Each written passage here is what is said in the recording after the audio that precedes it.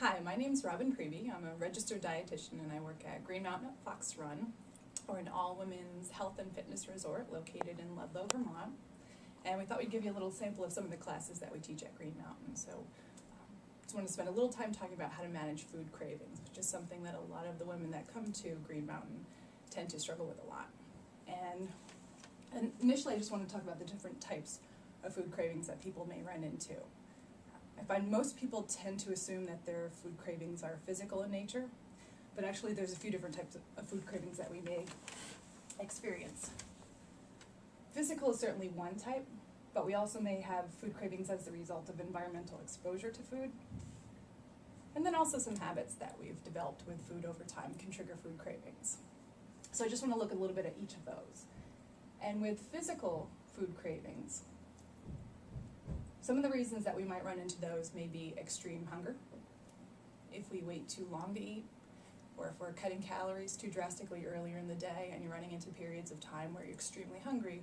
People are more apt to crave either very high fat or high carbohydrate based foods. We also may find that a lack of balance in our food choices could be problematic as well. And when we're talking about balance, we have a tendency to focus on major nutrients, carbohydrate, protein, and fat. And if we're lacking any of those, that could potentially trigger some food cravings as well.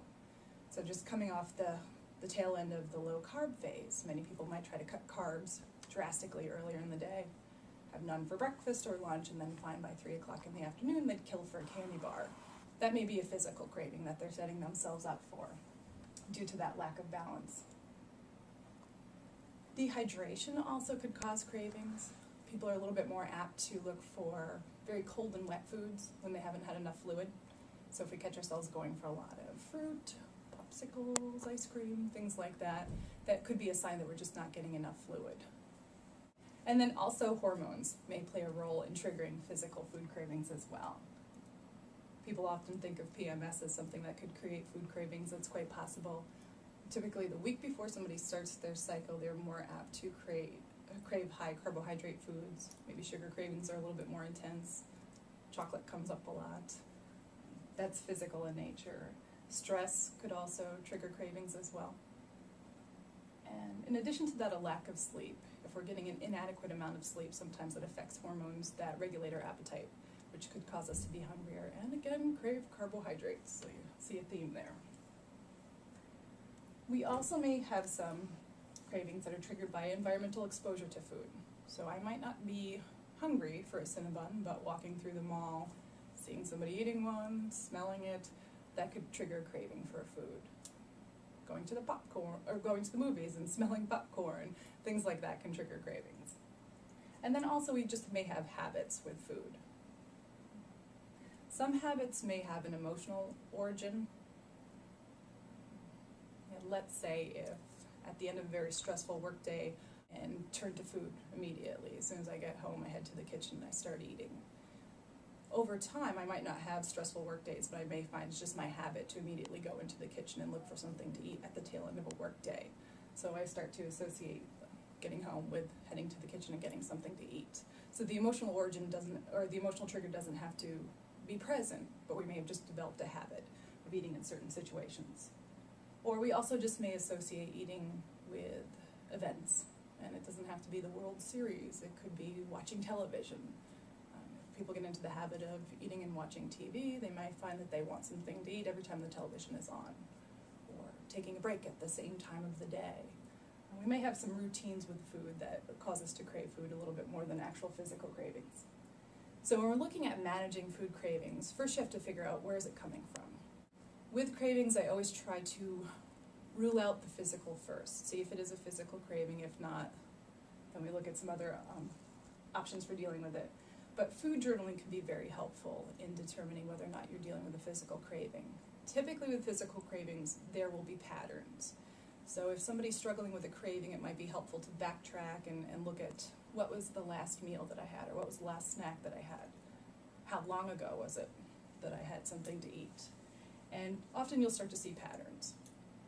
Maybe I notice with food journaling that when I eat very low fat, that triggers food cravings, or by cutting all my carb out, I'm dealing with a food craving. So I may notice a lack of balance is a problem, There may be specific foods that people find are trigger foods for them. A good example might be things that are very high in white flour or sugar that often could trigger cravings for people. So I may notice that kind of theme. Every time I have something processed, an hour later I'm looking for more of the same. And so we look for the patterns in the food journaling. Might not be a bad idea, again, to just check the timing. Has it been a huge stretch of time since I've had something to eat? Generally, we find it's helpful if people are eating every 3 to 5 hours so you don't get extremely hungry. Might look at the quantity. Am I under eating? Trying to have a 200-calorie lunch and have that stick with me for 5 hours, that's not going to work. And you also may reflect on whether or not it could be hormonal. And maybe I realize I'm dying for sugar all day, and when I think about it, I slept 4 hours the night before, and so it might be sleep deprivation causing a shift in hormones, or perhaps it's PMS. So if we do happen to determine that it is a physical craving that we're dealing with, and you can identify that, we may also ask ourselves, is it reasonable to go ahead and eat that food right now? You know, as an example, if I realize I'm craving ice cream right now because I had an insane work day, I skipped meals, I got home and I'm ravenous, and when people get overly hungry, they may want high carb, high fat. That's ice cream. It doesn't require cooking, it's quick and easy. I can see why I'm craving that food. It may be physical in nature, but I also might think about, is it reasonable for me to start with ice cream if it's dinner time? And what is going to be my physical reaction to eating that food? And over time you start to know yourself well enough and your response to specific food choices. And if I start with just ice cream, it's not going to be a very filling food, or I might be more likely to overeat on it. So I might decide right now that's not a reasonable choice for me.